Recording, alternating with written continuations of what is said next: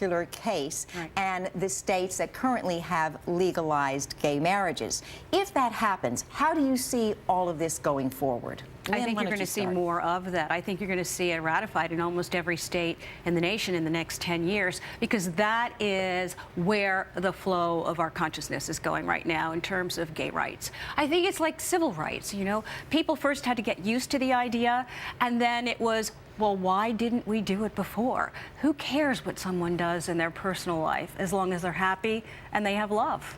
And Judy, what do you think? Why would the court do that rather than making a one fell swoop decision? Well, I think Justice Sonia Sotomayor said it the best when she said, "What a national decision," and having the Supreme Court weigh in on it.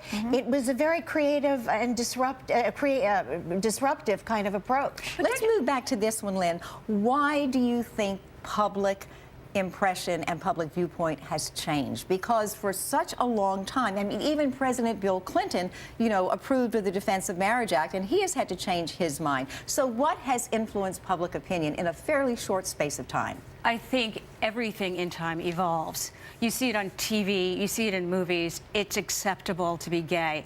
Many people are out of the closet and they're proud of it. And that's because they're not being ostracized as much as they might have been 5 or 10 years ago. And when you think about it, a lot of these legislators do have people in their families who are in fact gay.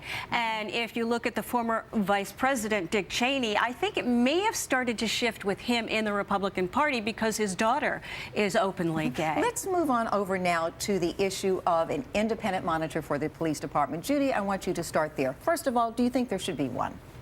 I can't tell you how awful this will be for the city. That's just what Mayor Bloomberg said He today. is absolutely right. This was a city. How do you feel about I this? think oversight is important. No matter where you are, who you are, you need it. And that's a part of the law and order that is needed here. So I don't think there's any downside to that. If you have nothing to hide, why are you afraid of it? All right, well, obviously you two ladies disagree on this, and we can take this up again at a later date when you rejoin us.